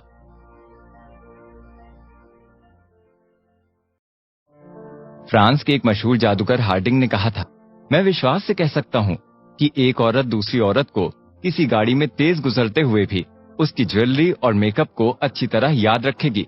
वो उस फैशन को और उसकी क्वालिटी को भी बता सकेगी। वो ये भी बता देगी कि ये इसकी ज्वेलरी असली है या नकली, क्योंकि ये जरूरी है जो भी इंटरेस्ट में आए वो ध्यान से किया जा सकता है। उसे अपने मन से पैदा हुए ध्यान से भी किया जा सकता है। कभी कभी किसी काम को पूरा करने की इच्छा आर्टिफिशियल करनी पड़ती है। लेकिन जैसे जैसे आप प्रोग्रेस करते हैं तो आपका उसमें इंटरेस्ट बढ़ता चला जाता है और आप ऊंचाइयों को छूने लगते हैं। आप और ज्यादा प्रैक्टिस करने लगते हैं। आप में से ही बहुत सारे लोगों को ये समस्या होगी कि आप नजर डालते हैं, आसपास देखते हैं, अपना परसेप्शन बनाते हैं, पर आकलन नहीं कर पाते। आपके आसपास की चीजें आपके फोकस से बाहर हो जाती हैं। अगर आप अपना मेंटल फोकस बदल दें, अपनी मर्जी से और ध्यान से देखें, तो आपको आकलन करने में ज्यादा मुश्किल नहीं आएगी। आप अपनी मेमोरी को दोष देते आ रहे हैं, लेकिन दोष आपकी नॉलेज का है। आपकी मेमोरी कैसे याद रख सकती है? अगर इसे ठीक से फोकस ना दिया जाए तो ये ऐसे ही भटकती रहेगी। आपको इस मामले में छोटे बच्चों की तरह बनने की जरूरत है। अब जरूरत है कि आप खड़े हो जाएं और नोटिस करें, भले ही आप कितने उम्र दराज क्यों ना हो। शॉर्ट में कहा जाए तो नजरों के सामने गुजरने वाली चीजों को याद करने के लिए अब आप अपने रेटिना से नहीं बल्कि दिमाग से देखना शुरू कीजिए। ईयर्स ट्रेनिंग यानी कानों का प्रशिक्षण। जिस तरह ये बात सही है कि दिमाग देखता है, आंखें नहीं, ठीक उसी तरह ये बात भी सही है कि दिमाग सुनता है, कान नहीं। हमारे सेंसेस में सबसे ज्यादा बिजी सेंस हमारा सुनना ही है। ये फैक्ट है कि हमारा दिमाग जिस चीज में इंटरेस्ट लेता है और ध्यान रखता है, उसकी महीन से महीन यानी छोटी से छोटी आवाज भी सुन सकता है, और उसी टाइम उन चीजों को इग्नोर करता है जिनमें उसका इंटरेस्ट है ही नहीं और वो ध्यान नहीं दे रहा होता। कई लोग आवाजों या सुनने के सेंस तक पहुंचने वाली चीजों को याद न रख पाने की शिकायत करते हैं और इसकी वजह अपने कानों को बताते हैं, लेकिन ऐसा करते टाइम वो प्रॉब्लम की जड़ तक नहीं पहुंच पाते, क्योंकि ये एक साइंटिफिक फैक्ट है कि इनमें से ज्यादातर लोगों का सुनने का तरीका ही डेवलप नहीं हुआ होता। सही सुनने और सुनी हुई चीजों को सही याद रखने की एबिलिटी के लिए हमें प्रैक्टिस, ट्रेनिंग और डेवलपमेंट प्लानिंग मिलनी चाहिए। सेम आंखों वाले केस की तरह कई लोग सुनने में दूसरों से बेहतर होते हैं। वो किसी चीज में तो दूसरों से बहुत ज्यादा अच्छे होते, लेकिन दूसरी चीजों में दूसरों से बेकार होते हैं। ऐसा हर जगह चलता है। कोई भी इंसान हर चीज में परफेक्ट नहीं हो सकता, लेकिन ठीक से सुनना और सिर्फ सुनना, इन दोनों चीजों में अंतर है। कई बार लोग सुनने को ही ध्यान से सुनना समझ लेते हैं और कहते हैं कि हमें तो पता ही नहीं लगा कि कब वो इंसान क्या बोल गया। खैर, ये बात बिल्कुल अलग है, लेकिन हम कुछ चीजों को अनदेखा नहीं कर सकते। जैसे जिन चीजों में हमारा इंटरेस्ट होता है उसे हम ध्यान से सुन लेते हैं, लेकिन जिनमें इंटरेस्ट नहीं होता उन्हें हम ध्यान से नहीं सुनते। जैसे कि एक सोती हुई माँ अपने बच्चे की हल्की सी आवाज सुनकर भी जाग जाती है, लेकिन सड़क पर जाती भारी गाड़ियों की आवाज या पड़ोस में बंदूक चलने की आवाज से भी उसे कोई फर्क नहीं पड़ता। एक इंजीनियर एक मशीन के पुर्जों की आवाज को महसूस कर लेता है, लेकिन बाहर की आवाजों पर ध्यान नहीं देता। जो इंसान सिक्कों की भारी मात्रा के साथ काम करता है, वो सोने और चांदी के सिक्कों की आवाज में अंतर को भी बता देता। जैसे कि एक ट्रेन इंजीनियर ट्रेन की आवाज सुनकर बता देता है कि कहाँ गड़बड़ है। एक मैकेनिक बाइक की आवाज सुनकर बता देता है कि इसमें क्या परेशानी है। ऐसे ही एक अच्छा डॉक्टर सांस की दिक्कत आने से या हल्की आवाजों से पेशेंट की परेशानी को पकड़ लेता है। ये वही लोग हैं जो अभी बताए गए एग्जाम्पल से हमें पता चला कि आवाज के छोटे अंतर को भी पकड़ लेते हैं, लेकिन कुछ मामलों में ये भी बुरा सुनते हैं। ऐसा क्यों? सिर्फ इसलिए कि वो सुनते हैं जिसमें उनका इंटरेस्ट होता है। ऑथर बताते हैं कि ये बात कितनी सही ये तो नहीं बता सकते, लेकिन कुछ स्पेशलिस्ट ये दावा करते हैं कि बहरेपन के कुछ मामले तो सही है, लेकिन कुछ मामले सही नहीं है। अक्सर जिसे हम बहरापन कहते हैं, वो इस परेशानी को ठीक कर सकते हैं, क्योंकि आवाज तो सुनी जाती है पर उन्हें समझ में या पहचान नहीं पाते, तो कमी है उनके समझने में। बहुत कम लोग होंगे जिन्हें किसी बोर आदमी की बातों को सुनने में इंटरेस्ट आता है, भले ही वो उन्हें सुनने का दिखावा कर रहे हों, लेकिन उन्हें उनकी बातें याद नहीं रहती। कोई भी इंसान सारी बातें नहीं सुन सकता। इस बात का दावा तो ये बुक समरी नहीं करती, लेकिन हर इंसान को ये तय कर लेना चाहिए कि या तो वो पूरा ध्यान से सुनेगा या सुनेगा ही नहीं। आधा अधूरा सुनने के रिजल्ट बहुत खतरनाक हो सकते हैं। इसलिए खराब मेमोरी वाले लोगों को ध्यान से सुनना शुरू कर देना चाहिए। कई लोग सुनी चीजें याद नहीं रखते क्योंकि उन्होंने उस चीज को ध्यान से सुना ही नहीं होता। ठीक से नहीं सुनना लगभग एक नॉर्मल सी चीज हो गई है, लेकिन अगर आप अपने सुनने की आदत को बेहतर बनाना चाहते हैं तो आइए कुछ तरीकों को जानते हैं। जब भी आप किसी से बातचीत करें, कोई लेक्चर सुने या कोई स्पीच किसी नेता की सुन रहे हो, टीवी पर कुछ देख रहे हो या कोई प्रोग्राम आप सुन रहे हो, तो उनके शब्दों को और थॉट्स को अच्छी तरह से सुने और बाद में याद करने की कोशिश करें। अपने आप को तैयार करके बैठें कि आपको इसका कोई ना कोई सेंटेंस याद करना है। फिर आप किसी सेंटेंस को पकड़ लें और अपने मन में उसे बार बार दोहराएं, तो आपके दिमाग में वो चीज बैठ जाएगी। आप ये भी कर सकते हैं कि सड़क पर चलते समय इधर उधर की बातचीत को सुनने की कोशिश करें। 1 या 2 सेंटेंस को याद कर लें और फिर बाद में उन्हें कुछ टाइम के लिए रिपीट करते रहें। अलग अलग लोगों के विचार को सुनें और उनकी क्वालिटीज को पहचानें, क्योंकि हर एक की अपनी अपनी क्वालिटी होती है। अपना अपना बोलने का एक तरीका होता है। आप किसी से कह सकते हैं कि वो आपको कोई पोएम या किसी कहानी की एक लाइन सुना दे, फिर आप उसे याद करने की कोशिश करें। थोड़ी सी प्रैक्टिस से आप आवाज और बोले जाने वाले शब्दों की ओर ध्यान देने की पावर को डेवलप कर लेंगे। लेकिन इन सबसे बड़ी बात है कि आप याद किए गए शब्दों को बोलकर बार बार रिपीट करें। ऐसा करने से आपके दिमाग में जो वाइब्रेशन जाएंगे, उनकी वजह से आप इंटरेस्ट लेना शुरू कर देंगे। इस तरह आसानी के साथ याद करने की एबिलिटी भी डेवलप कर पाएंगे। आपने ये कहते हुए टीचर को सुना भी होगा कि जब आपको याद नहीं होता तो आप या तो लिख लिख कर याद किया करें या बोल बोल कर। उसके पीछे की साइंस यही है कि जब हम बोलते हैं तो हमारी जो साउंड होती है वो हमारे कानों से होकर दिमाग तक पहुंचती है और याद करने में आसानी होती है। हाउ टू रिमेम्बर नेम्स, यानी नाम कैसे याद रखें। ऑथर बताते हैं कि नामों को याद करने और रखने से जुड़ा मेमोरी का स्टेप ज्यादातर लोगों को अट्रैक्ट करने वाला टॉपिक है। कई लोगों को शर्मिंदगी महसूस होती है जब वो किसी पहचान के इंसान का नाम याद नहीं रख पाते और उसे भूल जाते हैं। लोगों का नाम याद नहीं रख पाने की आदत कई लोगों का बिजनेस और उनके पेशेवर लाइफ में बाधा बन जाती है, और नाम याद रखने की आर्ट लोगों को सफल बनाने में मदद करती है। ऐसा लगता है कि मेमोरी के पार्ट में कमजोर लोगों की संख्या सबसे ज्यादा है। नामों की मेमोरी ऐसा टॉपिक है जिसमें नॉर्मल इंसान भी काफी इंटरेस्ट लेता है, और वैसे लोगों की संख्या काफी कम है जो कभी नाम नहीं भूलते, और वैसे लोगों की संख्या बहुत ज्यादा जो इस मामले में बहुत कमजोर हैं। इसकी वजह कुछ हद तक आप में मेंटल डेवलपमेंट की कमी भी हो सकती है और कुछ हद तक आपकी आदत भी। दोनों ही मामलों में कोशिश करने से समाधान पाया जा सकता है। आपने देखा होगा कि कामयाब लोगों को उन लोगों के नाम और चेहरे याद रहते हैं, वो जिनके भी कांटेक्ट में आते हैं, और ये जानना काफी रोचक लगता है उनकी सफलता में इस एबिलिटी का कितना हाथ है। सुकरात के बारे में कहा जाता है कि उन्हें अपने सभी छात्रों के नाम याद रहते थे। उनकी क्लासेस में हर साल 1000 छात्र आते और उन सभी के नाम उन्हें याद रहते थे। वॉशिंगटन और नेपोलियन के बारे में भी कहा जाता है कि उन्हें अपने हर सिपाही का नाम याद रहता था। ऑथर बताते हैं कि एक बात सामने आई कि नामों को याद करना इतना मुश्किल क्यों है, क्योंकि नामों में कोई इंटरेस्ट वाली बात नहीं होती और वो हमारा ध्यान अपनी तरफ आकर्षित नहीं करते जैसे कि बाकी चीजें करती हैं, क्योंकि नाम से कोई इमेज हमारे मन में नहीं बन पाती।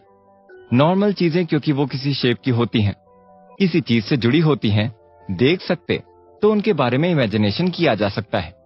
दूसरे शब्दों में कहें तो उनकी इमेज हमारे दिमाग में बन जाती है।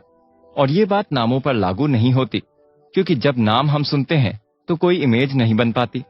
लेकिन इस परेशानी के बावजूद कुछ लोगों ने नामों को याद करने की एबिलिटी इतनी बढ़ा ली कि उन्होंने आज एग्जाम्पल सेट कर दिए। ऑथर ने नामों की मेमोरी बनाने के लिए कुछ सलाह दी है। सबसे पहले नामों की स्टडी करें, उनका एक कलेक्शन बनाएं। फिर आप देखेंगे कि आपकी मेमोरी डेवलप होने में टाइम नहीं लगेगा। नाम को ध्यान से सुने। नाम की नॉर्मल साउंड पकड़ने के बजाय इसे इतने ध्यान से सुनिए कि वो आपकी मेमोरी में रिकॉर्ड हो जाए और एक अपनी जगह बना ले। जैसे ही आप किसी नाम को सुने, मन ही मन में रिपीट करें, और अगर वो नाम कुछ ज्यादा नया है तो उसे लिख कर देखें। ऐसा करने से आप बिल्कुल भी नाम को नहीं भूलेंगे। ट्राई करें और कमेंट करके जरूर बताएं कि आपको नाम याद होने शुरू हुए। शुरुआत आप इस समरी की कास्ट टीम के नाम याद करके कर सकते हैं। हाउ टू रिमेम्बर फेसेस, यानी चेहरों को कैसे याद करें। ऑथर बताते हैं चेहरों की मेमोरी नामों की मेमोरी से काफी जुड़ी हुई है, लेकिन वो हमेशा आपस में कोऑर्डिनेशन नहीं रखते, क्योंकि कुछ लोग चेहरे आसानी से याद रखते हैं पर नाम याद रखते समय इसका उल्टा भी होता है। कुछ लोग चेहरों को याद रखना जरूरी ना समझकर उनका नाम याद रख पाते हैं। ये एबिलिटी हर इंसान के पास होती है, लेकिन अलग अलग क्वांटिटी में। जैसे कुछ लोग कुछ ही देर में लोगों का चेहरा भूल जाते हैं। वहीं दूसरी तरफ जासूस या न्यूज रिपोर्टर जो लोगों के कांटेक्ट में ज्यादा रहते हैं, उनकी एबिलिटी इतनी ज्यादा डेवलप हो जाती है कि वो लोगों को आसानी से नहीं भूलते, क्योंकि ये उनका काम है। तो उन्हें इसमें इंटरेस्ट और ध्यान अपने आप पैदा हो जाता है। जो चेहरे याद करने की एबिलिटी डेवलप करना चाहता है, वो लोगों की नाक, कान, आंखें ध्यान से देखें और इन चीजों में अंतर करने की कोशिश करें। जब आप ये नोटिस करना शुरू कर देंगे तो ये आपकी एक आदत बन जाएगी और आपको इसमें इंटरेस्ट पैदा हो जाएगा। इस एबिलिटी को डेवलप करने का तरीका ये है कि आप दिन में मिलने वाले लोगों की मन में इमेज शाम तक बना लें। जिन लोगों को आप जानते हैं, उनके फीचर्स की मन में इमेज बनाने की एबिलिटी डेवलप करें। ये आपको सही डायरेक्शन में ले जाएगा। थोड़ी सी ही प्रैक्टिस से आप चेहरों और नामों में काफी इंटरेस्ट डेवलप कर लेंगे और उन्हें याद करने की आपकी एबिलिटी बढ़ती ही चली जाएगी। हाउ टू रिमेम्बर प्लेसेस, यानी जगहों को कैसे याद करें। ऑथर बताते हैं कि अलग अलग इंसान में जगहों की पहचान की क्वांटिटी में काफी फर्क होता है। ये आपकी उस बात पर डिपेंड करता है कि उस एबिलिटी पर कितना ध्यान दिया गया है, उसमें कितना इंटरेस्ट दिखाया गया है, उसका कितना यूज किया गया है। जगहों को पहचानने की एबिलिटी के अंदर वो जगह, रोड्स, वहां का व्यू, चीजों की जगहों को याद रखना, किस पेज पर क्या मिलेगा, उसकी पोजीशन को याद रखना, जियोग्राफिक एबिलिटी, ये सभी इसी में आती है। जिन लोगों में ये एबिलिटी बहुत ज्यादा डेवलप होती है, उन्हें डायरेक्शन, प्लेस और कंडीशंस की अच्छी नॉलेज होती है। वो लोग कभी रास्ता नहीं भूलते और डायरेक्शन और प्लेस के बारे में कभी परेशान नहीं होते। वो लोग जिस भी जगह पर घूमते हैं उसे याद रखते हैं और उन जगहों का एक दूसरे से भी रिलेशन बनाकर याद रखते हैं। ऐसे लोग जब भी किसी जगह के बारे में सोचते हैं तो उनके दिमाग में डायरेक्शन घूमने लगती है कि इतना वेस्ट में आकर नॉर्थ में जाना है और फिर ईस्ट में। आखिर वो ऐसा कैसे कर लेते हैं? इसका जवाब है डायरेक्शन की अच्छी नॉलेज। दूसरी तरफ आपको कुछ ऐसे लोग भी मिलेंगे जो अपने ही शहर में रास्ता भूल जाते हैं, जहां वो पहले घूमे हुए होते हैं वहां भी। दरअसल जगहों और स्थान को याद करने का सीक्रेट भी वही है जो नामों और चेहरों की मेमोरी के डेवलपमेंट के बारे में बताया गया है। सबसे पहली और जरूरी चीज ये है कि इस सब्जेक्ट में इंटरेस्ट पैदा किया जाए। आपको ट्रेवल करते हुए सड़कों की डायरेक्शन, लैंडमार्क्स, सड़कों के मोड़, रास्ते में पेड़ों को नोटिस करना शुरू करना होगा। ऑथर कहते हैं कि आपको मैप्स की स्टडी करनी होगी जब तक आपको उसमें इंटरेस्ट आना शुरू ना हो जाए। आप एक जियोग्राफी की छोटी सी बुक लेकर डायरेक्शंस, डिस्टेंस, प्लेस, शेप और कंट्रीज के बारे में जानकारी इकट्ठी करनी शुरू करनी होगी। इंटरेस्ट जगाने के बाद सबसे पहले ये करें कि ट्रेवल करते हुए सड़कों और स्थानों की कंडीशंस को अच्छी तरह से नोट कर लें। अपने साथ एक पेंसिल रखिए और अपने रास्ते की डायरेक्शन को पेपर पर ड्रॉ करने की कोशिश कीजिए। सड़कों के नाम और जिसमें भी आपको इंटरेस्ट आया हो उनके नाम भी नोट कर लीजिए। शुरू करते हुए नॉर्थ डायरेक्शन का रेफरेंस लेकर पूरा मैप ड्रॉ करें। धीरे धीरे ये आपके लिए एक अच्छा खेल भी हो जाएगा और अपनी एबिलिटी बढ़ाते हुए आपको मजा भी आएगा। ऑथर बताते हैं कि अगर आप किसी अजनबी जगह ट्रैवल कर रहे हो तो जाने से पहले उस जगह के मैप को अच्छे से पढ़ें और उसे खुद अपने आप पेंसिल से बनाइए। फिर ट्रैवल करते टाइम उन जगहों को अपने मैप से कंपेयर करें और आप देखेंगे कि आपको एक अलग ही लेवल का इंटरेस्ट आ रहा है ट्रैवल करने में। इस तरह ना सिर्फ आप जगहों की मेमोरी को डेवलप कर पाएंगे, बल्कि आप रास्ता भूलने से भी बचेंगे और अपनी ट्रैवलिंग में एक नया इंटरेस्ट भी डेवलप कर लेंगे। मेमोरी का ऐसा कोई स्टेप नहीं है जिसमें प्रैक्टिस से इतनी जल्दी रिजल्ट आए। एग्जाम्पल के लिए मिसेस एक्स जगहों की मेमोरी के मामले में काफी कमजोर थी और अपने रुकने की जगह से ही कुछ ब्लॉक आगे अक्सर रास्ता भूल जाती, चाहे वो जगह कहीं भी हो। उन्हें डायरेक्शंस की बिल्कुल भी जानकारी नहीं थी। वो अक्सर होटल के कॉरिडोर में भी रास्ता भूल जाती, भले ही अपने पति के साथ वो पूरी दुनिया घूमी हो। दिक्कत इस बात की थी कि वो अपने पति के बिना बिल्कुल हेल्पलेस हो जाती, इसलिए दोनों को हमेशा एक साथ रहना पड़ता। फिर अपने पति के काम की वजह से उन्हें बहुत सी जगह अकेले ही जाना था, इसलिए अपनी सिक्योरिटी के लिए उन्हें जगहों में इंटरेस्ट लेना पड़ा। धीरे धीरे 2 साल बाद वो भी अपने पति की तरह एक अच्छी ट्रेवलर बन गई। उनसे जब पूछा गया कि ये आपने कैसे किया, तो उन्होंने पहले तो कहा कि मुझे नहीं पता ये मैंने कैसे किया, लेकिन ये मुझे करना था, इसलिए मुझसे हो गया। ऑथर बताते हैं कि जो अभी एपिसोड में शुरू में बताया गया था, मिसेस एक्स ने भी वही किया।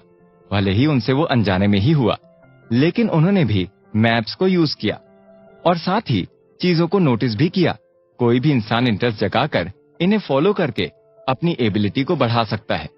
फिर वो अपनी तुलना उस बिल्ली से कर सकता है जो हमेशा उसी रास्ते से वापस आई, या उस डॉग से जो अपना रास्ता कभी नहीं भूला। अटेंशन और एसोसिएशन के रूल कमाल कर देंगे जब अटेंशन और इंटरेस्ट के साथ उन्हें काम में लाया जाएगा और प्रैक्टिस करके उनका यूज होगा। इस प्रोसेस में कोई जादू नहीं है, सिर्फ इच्छा बनाए रखें और काम करते रहें। लेकिन एक सवाल है कि क्या आपकी इच्छा गहरी है? क्या आप में लगन है?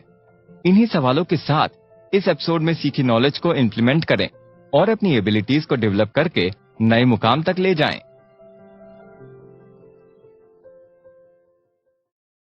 हाउ टू मेमोराइज नंबर्स, यानी संख्याओं को कैसे याद रखें।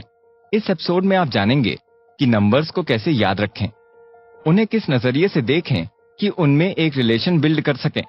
नंबर्स और उनके आपसी रिलेशंस को पहचानना और याद करने की एबिलिटी एक इंसान की दूसरे इंसान से काफी अलग होती है। कुछ लोगों के लिए नंबर्स याद करना आसान होता है, तो कुछ लोगों के लिए बहुत ही मुश्किल।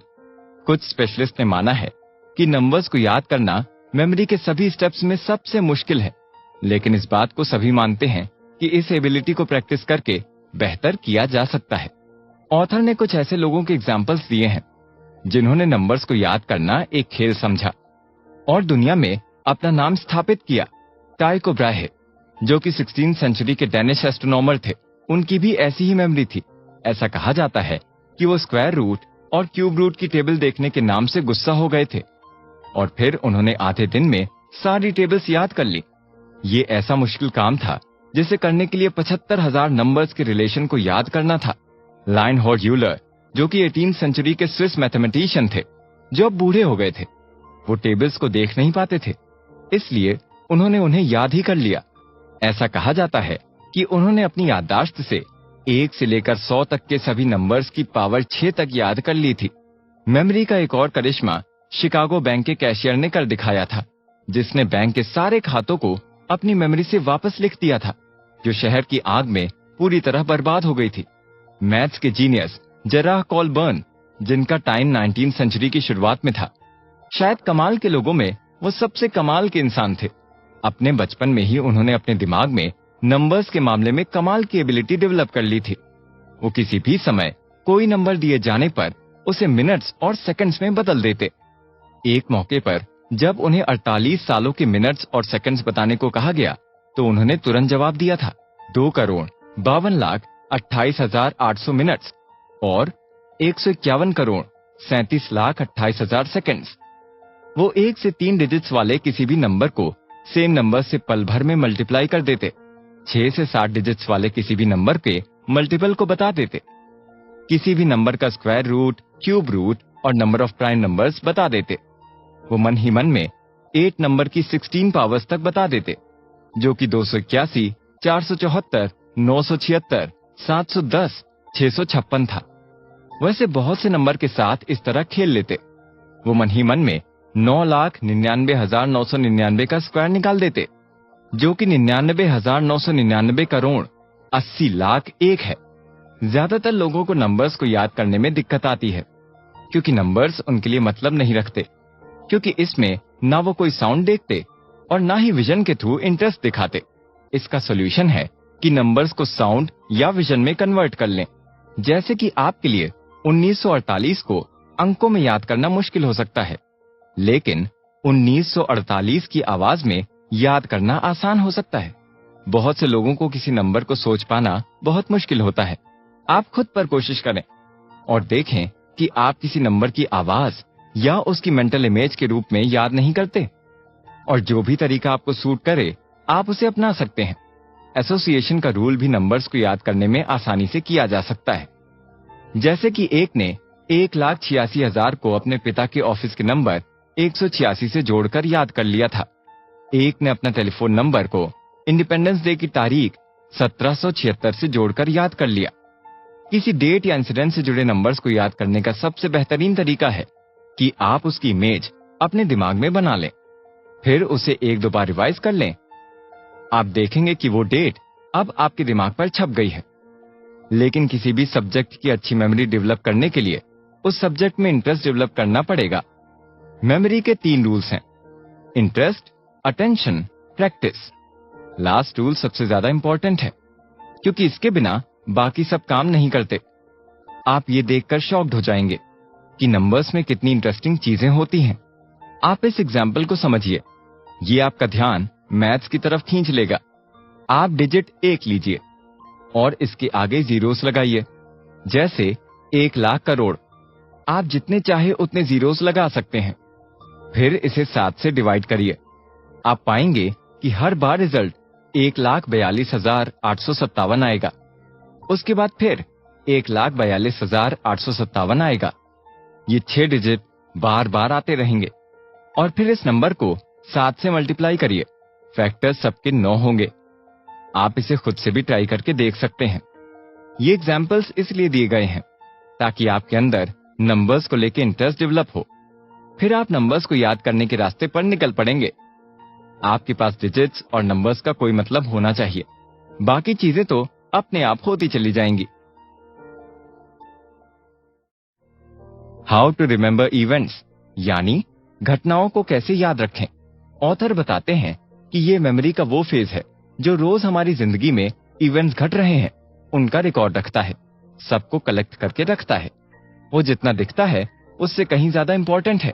ज्यादातर लोगों को लगता है कि वो रोज के बिजनेस और अपनी सोशल लाइफ के इवेंट्स को अच्छे तरीके से याद रखते हैं, लेकिन वो शॉक्ड हो जाते हैं जब उन्हें बताया जाता है कि वो बहुत कम याद रख पाते हैं। इस बात को प्रूव करने के लिए कि आप कितना कम याद रखते हैं, इस बुक समरी को 1 मिनट यहीं रोकें और इसी जगह पर अपने मन को शांत कीजिए और पिछले सप्ताह के इसी दिन को याद करने की कोशिश कीजिए। आपको आश्चर्य होगा कि उस दिन के इवेंट्स आपको कितने कम याद हैं। फिर इसी एक्सपेरिमेंट को कल के इवेंट्स के साथ कीजिए। इसका रिजल्ट भी आपको शॉक कर देगा। ये बात सही है कि अगर आपको किसी इवेंट की याद दिलाई जाए तो आप उसे याद करेंगे, चाहे थोड़ा या ज्यादा, लेकिन उसके आगे आपको कुछ याद नहीं आएगा।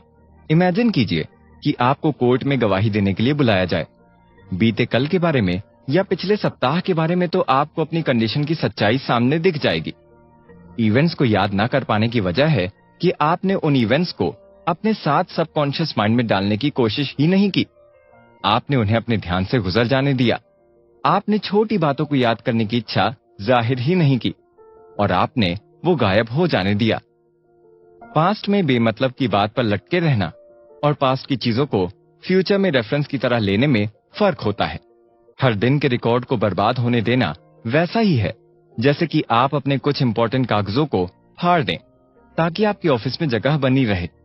इसकी सलाह नहीं दी जाती कि हर दिन हर इवेंट को अपने दिमाग में बैठा लिया जाए, लेकिन ये काम करने का एक आसान तरीका ये भी है कि अगर कोई इंसान इस डायरेक्शन में थोड़ी परेशानी उठाए तो वो हर दिन हुए इवेंट्स को हर दिन खत्म होने के बाद एक बार जरूर याद करे। इससे क्या होगा, जब आप उन्हीं इवेंट्स को अपने मन में दोहराएंगे तो इस काम में अपना ध्यान लगाएंगे तो वो चीजें फिर आपके दिमाग में बस जाएंगी, जिसे आप फ्यूचर में कभी भी रेफरेंस के तौर पर यूज कर सकेंगे। ऑथर एक नेता के एग्जाम्पल को शेयर करते हैं जो है थेलो वीट, जो कि 19वीं सेंचुरी के एक फेमस पॉलिटिशियन थे।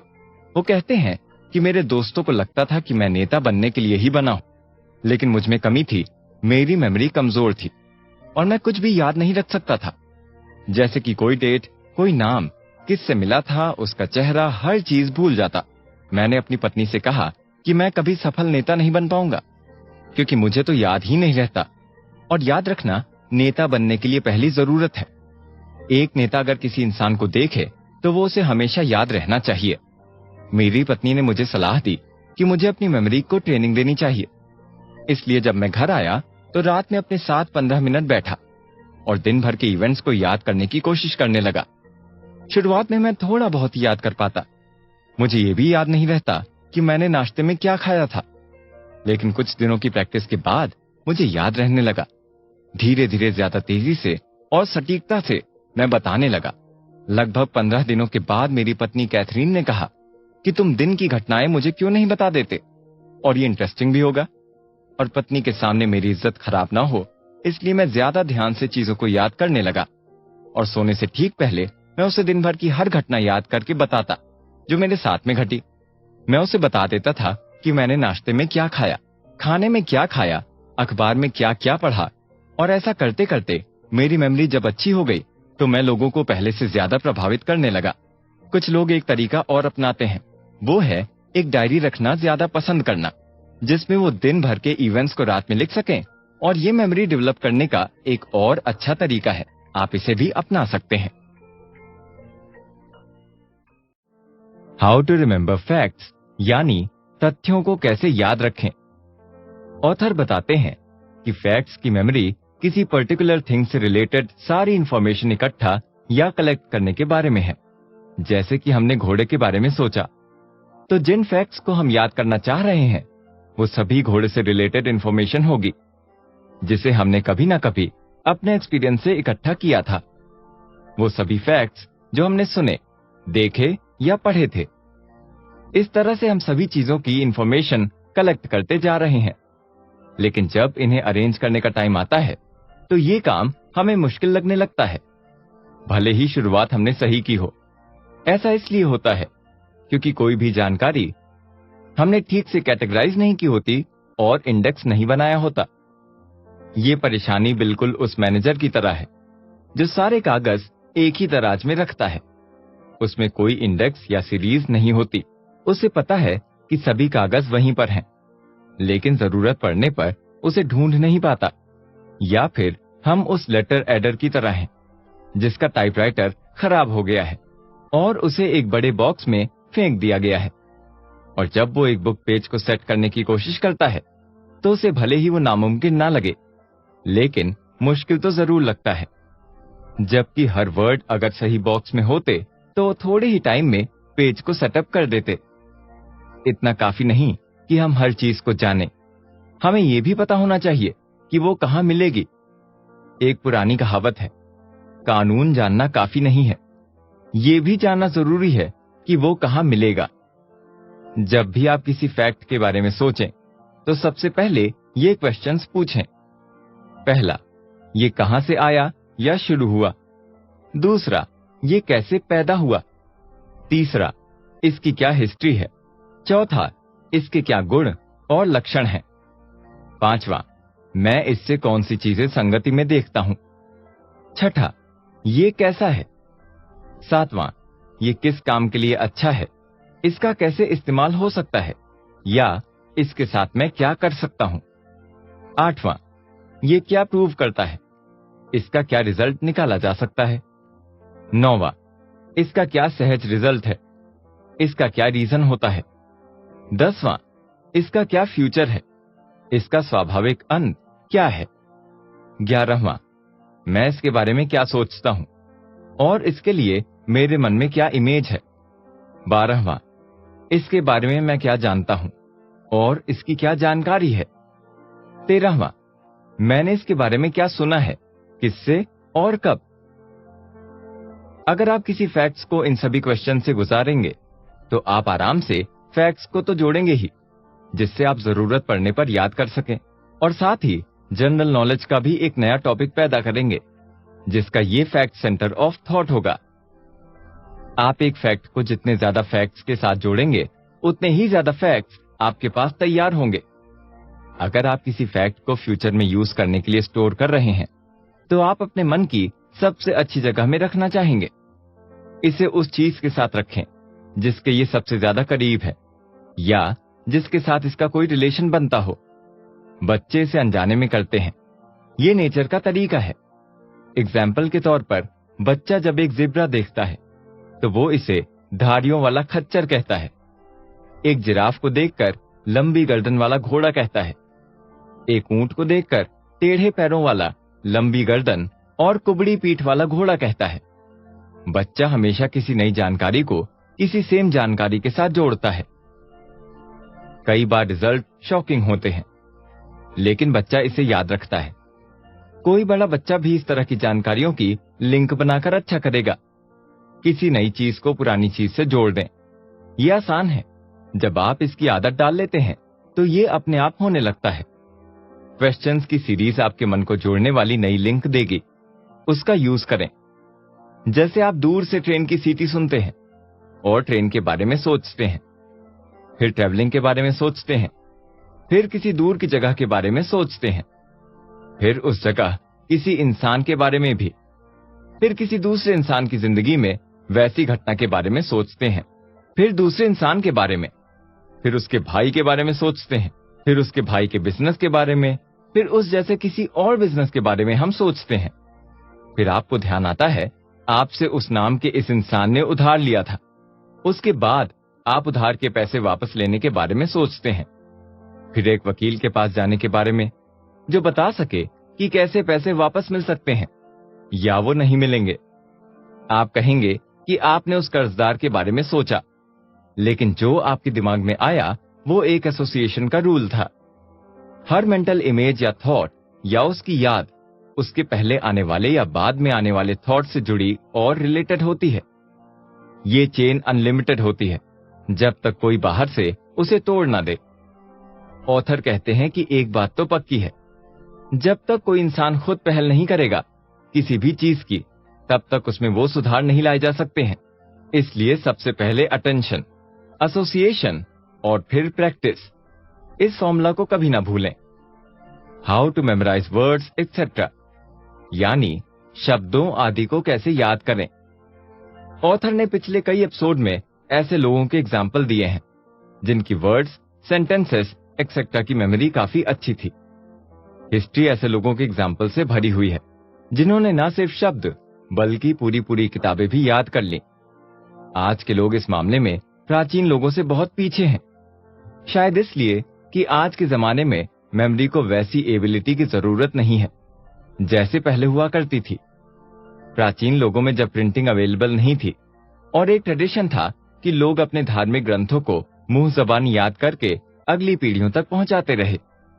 आज ऐसे लोग बहुत कम हैं जो पूरी पूरी धार्मिक किताबों को याद कर लें। इसकी वजह यह है कि आज उनकी हार्ड कॉपी और इंटरनेट के माध्यम से सॉफ्ट कॉपी भी अवेलेबल है, इसलिए लोग अपने दिमाग पर ज्यादा जोर नहीं डालते। पवित्र किताबों को याद करना और समय पड़ने पर बोल देना एक आर्टिफिशियल तरीके के बजाय नेचुरल तरीके से सिखाया जा सकता है, लेकिन आज के लोग पहले के मुकाबले ज्यादा आलसी हैं। वर्ड्स, सेंटेंसेस और वर्सेस को याद करने का नेचुरल तरीका आसान नहीं है। ये पूरा सिस्टम है जो लगातार मेहनत और रिवीजन से ही सीखा जा सकता है। आपको शुरुआत से शुरू करना होगा और धीरे धीरे आगे बढ़ना होगा, लेकिन इस काम का जो रिजल्ट आएगा वो उनको अमेज कर देगा जो इसे नहीं जानते। याद करने का नेचुरल सिस्टम उसी प्रिंसिपल पर आधारित है जो इस किताब में शुरुआत में बताया गया था, जिससे हर बच्चा अल्फाबेट्स और मैथमेटिकल टेबल सीखता है। साथ ही वो चैप्टर को भी सीखता है, जिसे सीखने के बाद वो अपने माता पिता का मनोरंजन और परिवार के दोस्तों को बोर करता है। ये प्रिंसिपल कहता है एक समय में एक ही लाइन सीखें और उसका रिवीजन करें, उसके बाद दूसरी लाइन सीखकर उसका रिवीजन करें, फिर दोनों लाइनों को एक साथ जोड़कर रिवीजन करें और ऐसा लगातार करते रहें। हर नई लाइन को पिछली लाइन के साथ जोड़कर रिवीजन करें। बच्चा पहले ए की साउंड सीखता है, फिर बी की साउंड, उसके बाद दोनों को एक साथ बोलता है ए बी। इसके बाद वो सी की साउंड सीखकर उसे बोलना शुरू करता है, फिर तीनों को एक साथ रिवाइज करता है ए बी सी। इस तरह करते करते वो जेड तक पहुंच जाता है, फिर उसका रिवीजन करता जाता है और सारे अल्फाबेट्स उसे याद हो जाते हैं। इसी तरह से एक बच्चा मैथमेटिकल टेबल को भी याद कर लेता है। बच्चों के मामले में अल्फाबेट्स या टेबल सीख कर दोहराने से ज्यादा चीजें हैं, जैसे इस प्रैक्टिस से उसकी मेमोरी और ज्यादा मजबूत होती जाती है। मेमोरी भी दिमाग की एबिलिटी और शरीर की हर मसल्स की तरह अच्छे इस्तेमाल और प्रैक्टिस से मजबूत होती जाती है। ये प्रैक्टिस और इस्तेमाल ना सिर्फ मेमोरी का डेवलपमेंट करता है, बल्कि साथ ही साथ और भी एबिलिटीज को डेवलप करता चला जाता है। अगर आप वर्ड्स और सेंटेंसेस के लिए अच्छी मेमोरी डेवलप करना चाहते हैं तो अपनी फेवरेट पोएम के साथ शुरू कीजिए, फिर 4 से 6 लाइन वाले फ्रेज को याद करिए, अच्छी तरह से रिवाइज करिए जब तक एक भी वर्ड गलत ना हो। अगले एपिसोड में हम जानेंगे कि किताबें, नाटक, कहानियां जैसी चीजें कैसे याद करें। How to memorize books, plays, stories etcetera, यानी किताबें, नाटक, कहानियां आदि कैसे याद करें। हम में से ज्यादातर लोग कुछ जरूरी चीजों को याद करना चाहते हैं जो हमने किताबों में पढ़ी हैं, लेकिन फिर भी हमें वो चीजें याद नहीं रहती। ऐसा क्यों? ऐसा इसलिए क्योंकि आपने उसे ध्यान से नहीं पढ़ा होता।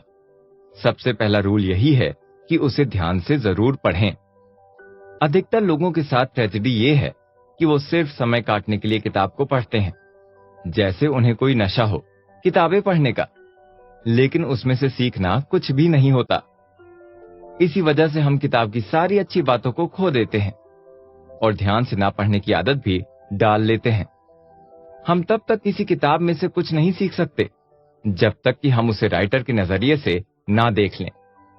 किसी पेज को जब पढ़ो तो ऐसे पढ़ो मानो कि आपने पहले उसे कभी देखा ही नहीं और आप उस बारे में कुछ भी नहीं जानते। फिर आप अपनी मेमोरी से उसमें जो फैक्ट है उन्हें पकड़ लीजिए, उन्हें बार बार रिवाइज करिए।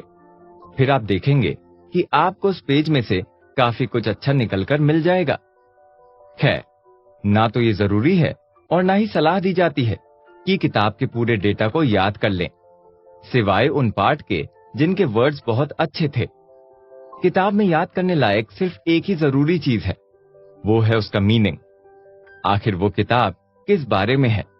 जब भी किताब के किसी पार्ट को या चैप्टर को खत्म करें तो कुछ क्वेश्चंस खुद से पूछें, जैसे कि इसमें लेखक का क्या विचार था और लेखक क्या कहना चाहता था। फिर लेखक के विचारों को पकड़ें और उस किताब को उसके नजरिए से पढ़ते चले जाएं।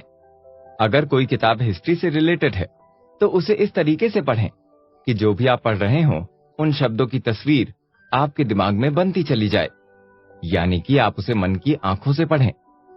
किसी सीरियस इश्यू वाली किताब को पढ़ते टाइम एक चीज ध्यान रखें, जब आप उसका एक चैप्टर पढ़ लें तो दूसरा तभी शुरू करें जब आप पहले का पूरा मतलब समझ चुके हों। इससे क्या होगा कि एक लिंक बनती चली जाएगी और पहले चैप्टर के साथ अगले चैप्टर को कनेक्ट करते जाएंगे आप। जो शब्द मुश्किल लगे, उनका मतलब समझ में ना आए तो डिक्शनरी में देख लें। जब आप किसी किताब को शुरू करें तो सबसे पहले उसका इंट्रोडक्शन पढ़ें, उसके टाइटल, सब टाइटल पर ध्यान दें। उस लेखक की और कौन सी किताब है उनके नाम पढ़ें।